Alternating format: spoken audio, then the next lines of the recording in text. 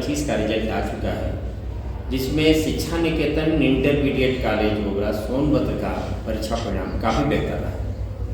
मानविकी वर्ग में बेटी कविता ने अच्छे अंक प्राप्त किए। अब हम चाहेंगे कि जो पूर्णांक था 500, उसमें बेटी बताए कि उसे कुल कितने अंक प्राप्त हुए थे। 373 अंक प्राप्त हुए थे।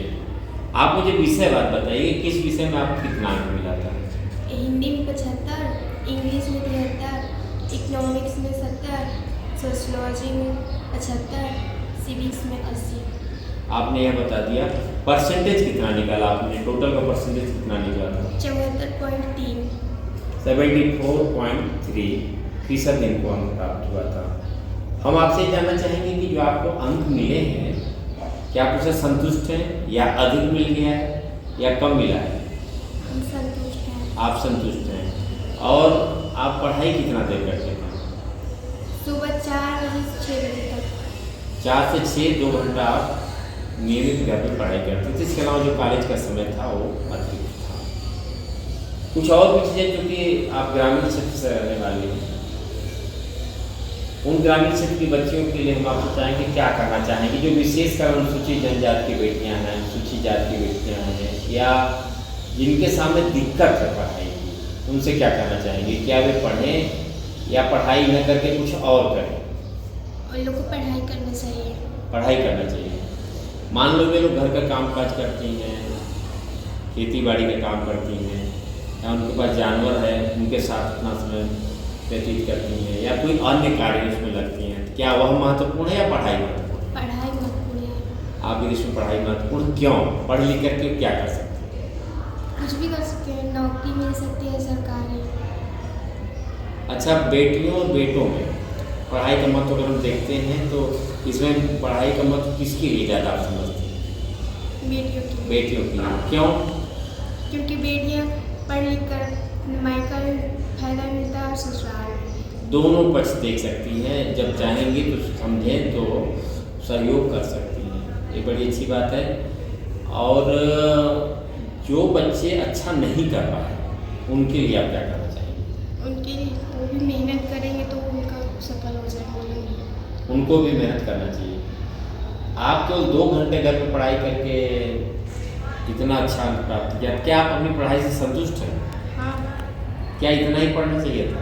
और पढ़ना चाहिए। तो फिर संतुष्ट कैसे? इसका मतलब है कि आप अपनी पढ़ाई से संतुष्ट नहीं है।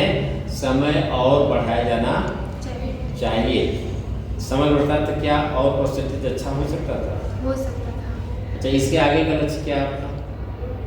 आगे का लक्ष्य, मैं समाज सेवा करना चाहती हूँ, एक शिक्षिका के रूप में। अच्छा, शिक्षिका बन करके आप अपनी रोटी दाल की व्यवस्था करना चाहती हैं और समाज की सेवा भी करना चाहती हैं। ठीक है। अच्छा, जो बच्चे सफल नहीं हुए हैं, किन्हीं कारणों से असफल हो गए, तो उनके लिए क्या करना चाहिए? उनके लिए एक और पेपर होता है ना, उसमें जो फेल सब्जेक्ट रहता है उसका पेपर देकर फिर से पास हो सकते हैं मेहनत करके। ठीक है, मेहनत करके पास हो सकते हैं। ठीक है। और हमारे साथ ये 11th से 12th में गई बच्चियाँ बैठी हुई हैं। बगल में सूरज भी हैं, जो कक्षा 12 में काफ़ी कुछ एक्टिव थे। कविता बेटी ने मुझसे बातचीत की। अच्छा, तुम हमें ये बताओ कि खाने में तुमको क्या पसंद है, क्या खाती हो? खाने में तड़का पुलाव।